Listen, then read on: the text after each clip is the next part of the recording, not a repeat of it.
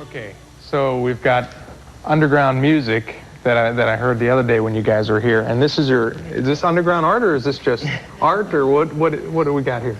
This is pop art. These two paintings were taken from a show I did at the Butler Institute of American Art in Youngstown, Ohio for Batman's 50th birthday. Lucky for me, the movie was there and it was a big hit, so it worked out real well. But that's the Catwoman and the Riddler from the 60s show. 60s. Mm-hmm. Well, why is it considered pop art? What makes it, Well, you can't really say it's fine art because I don't blend any colors. my definition anyways. Mm-hmm. And it seems to me that pop art has always leaned very heavily on, at least this type of painting, it's always leaned really heavy on like graphics, mm-hmm. the graphic medium. And I use a spray can, and everything I do is totally untraditional, so it's pop. Okay. Does it have anything to do with it being cartoonish, or? I have a real strong cartoon background. That's probably why that all comes out. I can't escape line work. It's in my blood. Okay. So you just create this all by yourself, and it just.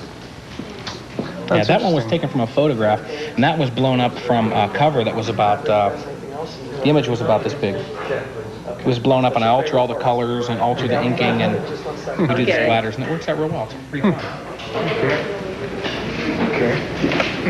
I've never seen much like it. I've been to the Carnegie Museum, and I think I've seen one or two paintings there.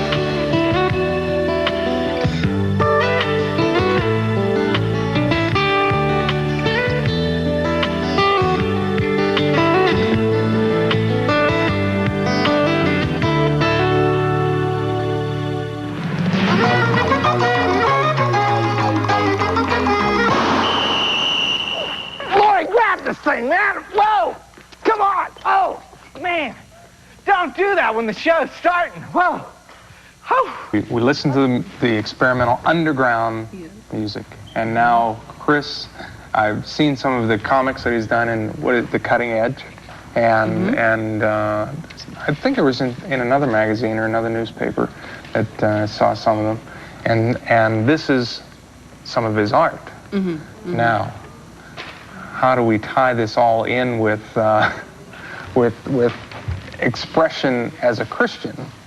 I spoke with him about that, and I believe he put it, I'm trying to think how he said that each person has their own gift, and he feels that this is one of his gifts that he's been given by God, and he's going to do the best he can with the gift he has. And even though there's not a picture of Jesus, on his painting, he's going to do the best he has, and people will see that this art is pure, and they may not know specifically, that's Jesus I see represented, but they'll see that this is where his talents lie, and it's a good witnessing tool for him. I think it's great that he's been able to go to different shows and take his artwork, because I think as an artist, if you were there and you were just showing who you are, mm-hmm. and people were attracted by what you do, mm-hmm. then you have an opportunity for people to just, more or less check you out and see what kind of character you are. Right, I think that's his approach. So is this type of art? Tell me more about it. I'd like to write some more notes down. Yeah, there are a lot of different needs that husband and wives have, when we get married. I wished I knew those when I got married, too, because I would have been able to meet more of Daryl's needs and her meet my needs, too. But one of the number one needs for a man is sexual fulfillment within the marriage. I didn't realize that was a number one need for a man. And that's as opposed to affection for a wife, because the number one need for a woman is affection. And I thought they went hand in hand. And after affection, it is, let's see, what's the next one? Conversation. And then she needs to know the truth from her husband.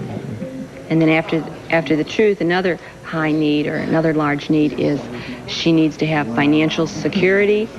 And then the last need, or the number 5 need for a woman, is she needs him to be a good father for her children. And I also need, my wife to be a good recreational companion, to do things with me. And also, of course, as you can see, I have a beautiful-looking wife, and that's one of my primary needs, too, is have a good-looking and attractive spouse as a wife. And also, when I get home from work, you know, I'm tired, and I don't really want to have home responsibilities with the children. So I want my wife to take care of most of the home responsibilities, even though I will help out occasionally, but I don't want that as one of my primary responsibilities in the marriage. And I also need admiration from Daryl. I want her to appreciate me and really have support and really appreciate you. Me, right. So those are primarily the needs that I have, as well as what Daryl needs. They seem so simple, but it seems like it would take a lifetime just perfecting it or working out. Yeah, it does. We're still working on those, and we still have problems and conflicts in them, but we're working on that. That's great. So. Well, Daryl, we have a long drive back to Ohio, so maybe we'd better be checking out. And thanks a lot. Appreciate talking to you. Okay, it's good talking to you, Charlie. Nice meeting you. Bye-bye. Bye now. Bye-bye. Disciples did, because the disciples, they went out like fishing and stuff, and at least like the Roman soldiers put guards at the door to make sure he didn't get out, you know, or nobody got in. So sometimes people are so hopped up about, you know, their faith and stuff, and they don't see these people in the Bible as just regular human people, that they were just as goofy as, well, I don't know about us, but a lot of the people we know. Just as goofy as Marc. You know, I was looking through this paper, The Activist, and it makes my paper Expression. Yours looks like the 90s, and mine looks like the 50s. That's because you used all patriotic colors. Well, that was our July issue. Oh. That's the patriotic thing. Well, And if you burn that, brother, you can do time in Louisiana. I want you to know. But you know that one guy will pay people to beat me up, though. $25. Now is that a deal or what? I want to see that line form to the right. Yeah. I want to see that line form to the right. No, that's silly. The whole thing is silly. Hey, I really like some of the cartoons and stuff you do in here. You think there's any chance we could work out a deal? Maybe we could do some republishing and Expression sometime. Sure, $500. 500. Yeah. Can I write you a easy. check? Because like it'll only cost me 15 at the bank. I need it in ingots. We could work something out. Yeah, I really like this stuff. This is neat. Is there, like, do you sell your paintings, or how do you make a living?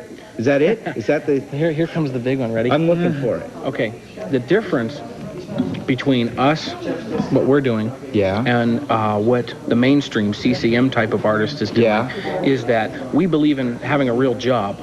Oh, yeah? Yeah. I mean, we really believe in the blue-collar work ethic. Yeah? We Do you really work? believe in that. Yeah. What do you do? We do work. I park cars. No kidding. I park cars, Cool. and I paint, because, see, my responsibility is to bring money into the house. Yeah. Okay. Are you married? Oh, yeah, happy. Kids? No, one Siamese cat. House trained, and she understands about 50 Wait till you words. get kids, then you'll need that job, brother. That's not going to happen, but... Anyway, so you work too? Yeah, I wait tables at an Oriental restaurant. I hope they tip you better than I tip these people in this place. So how long have you been painting? I sometimes think I'd like to paint, but I don't know if I could, like, you know, do it. See, I went through years and years of people saying, oh, you're an artist, you must paint. And I said, no, I don't paint. But I studied graphic design, and basically self-taught. Okay, I didn't graduate from any art schools. You know, I had my work accepted by Heavy Metal and stuff like that. Oh, and, really? Yeah, DC That's Comics. pretty prestigious. Yeah, I had favorable, you know, job interviews and stuff like that with DC Comics, but God told me to go back to Youngstown. He said, you can have this, and you could be happy, or you can come back to Youngstown and be satisfied. And for me, satisfaction is where it's at. Happiness is a passing thing. I know, there's some people like, look at Mick Jagger, millions of dollars, and he's still doing I can't get no satisfaction. If he quit and spend his money, maybe he'd have a little satisfaction. He worked for it.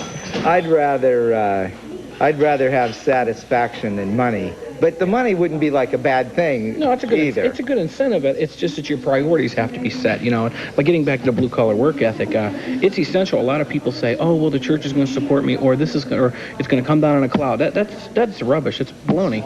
I'd use another word, a B word, but I don't know. But it's trash. Yeah. And I think that we're living in a day and age where you have to go out and you have to be responsible and you have to take and do your very best. You know, and having done all. Yeah, speaking of being responsible, man, you better play some music if you expect to get get anything out of this joint is tonight. Sweeps Week, right? Oh, yeah. This is it. Get to it, Chris. Marc. Marc! Oh, man, I almost called you Chris, Marc.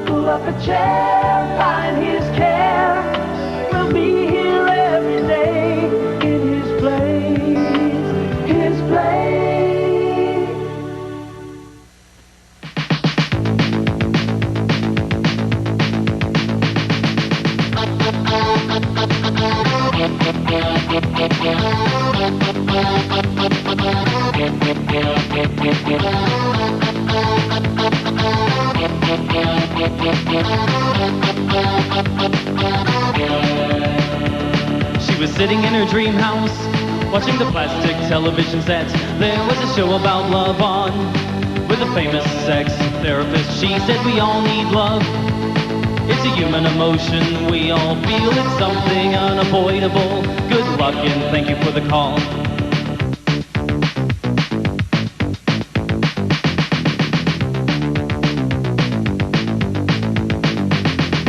Barbie went down to the singles bar looking for the love she thought she needed. She sat at a table with a wine cooler and waiting for someone to come over to her. She couldn't see anyone's faces, but she could hear them all talking about people, places, things they own, and their new Mattel sports outfits. Barbie, what's your trick? Barbie, you make me sick. Spend your time looking for a Ken. It won't last in the end.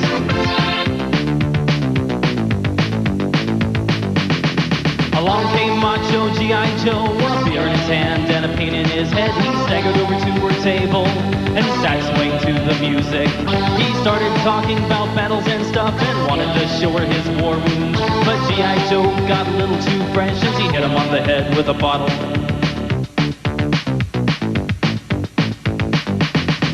Barbie, what's your trip?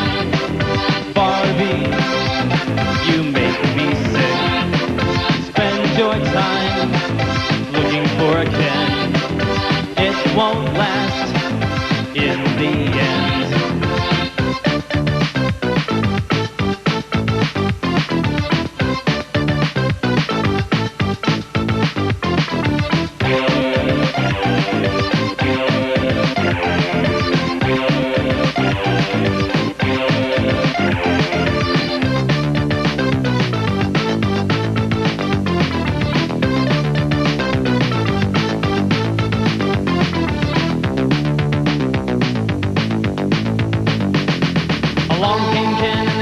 After G.I. Joe was dragged away, he was nice and handsome and stole her heart, and the marriage was set.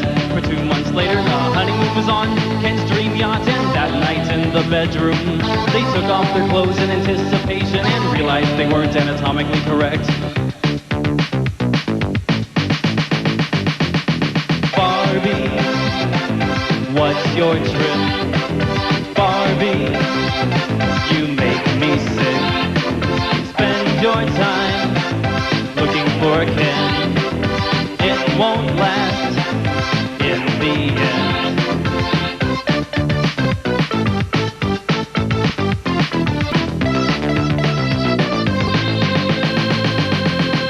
Yeah! Woo! Hey, man! Wow!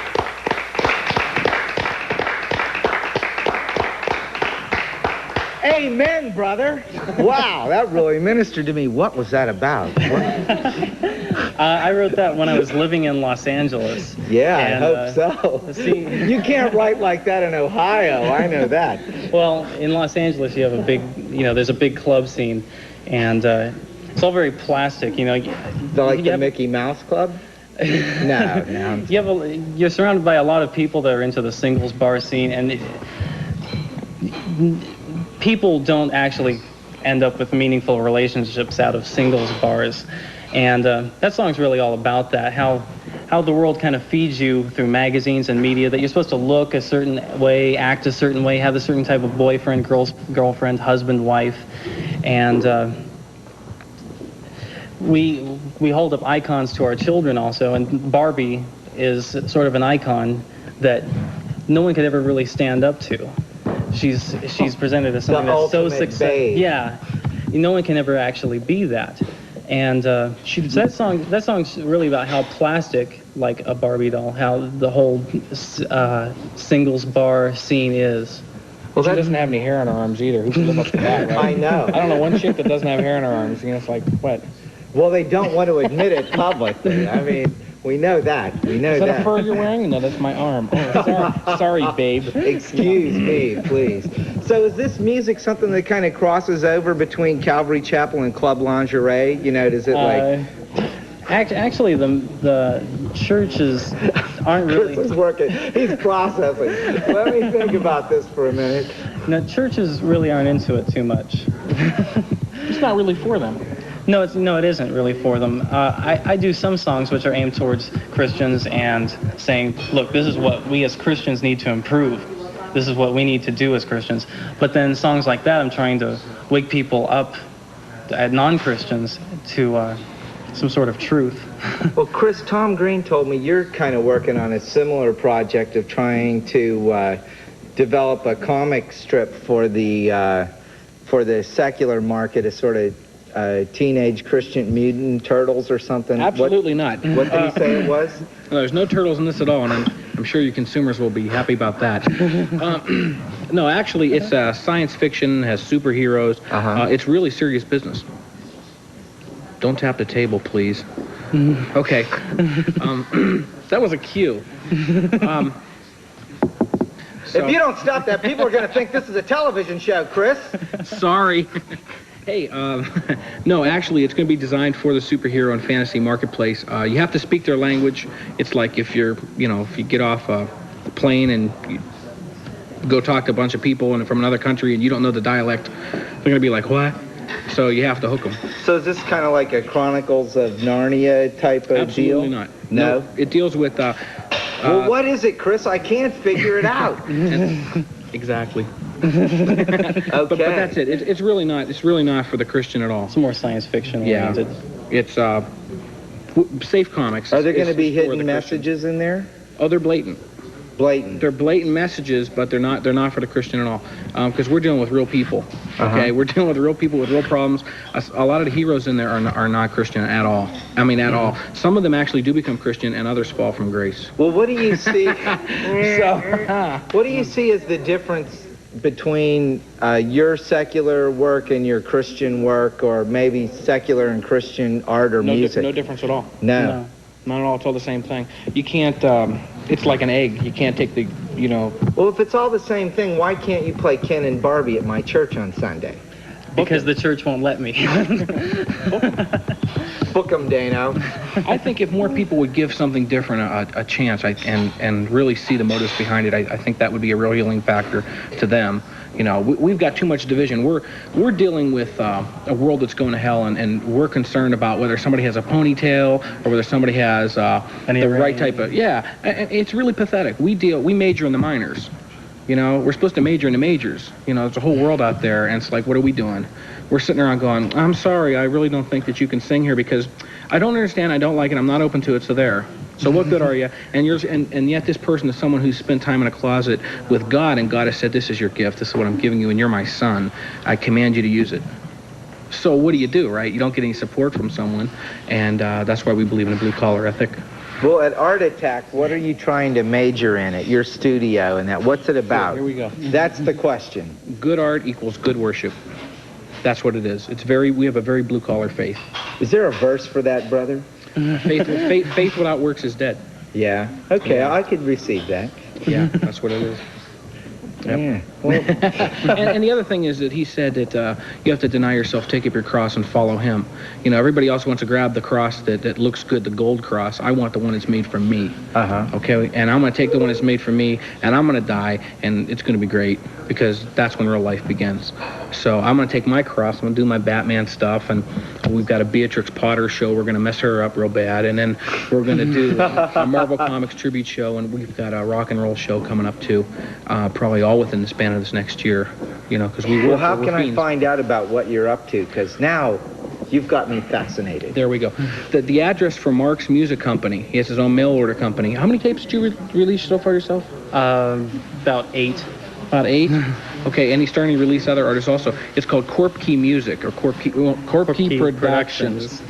These young kids, what are you going to do with them? And Art Attack Studios, if you want to find out what's going on there, or you want to get Marc's music catalog, write to Art Attack Studios. Let me write this down, brother. Go ahead.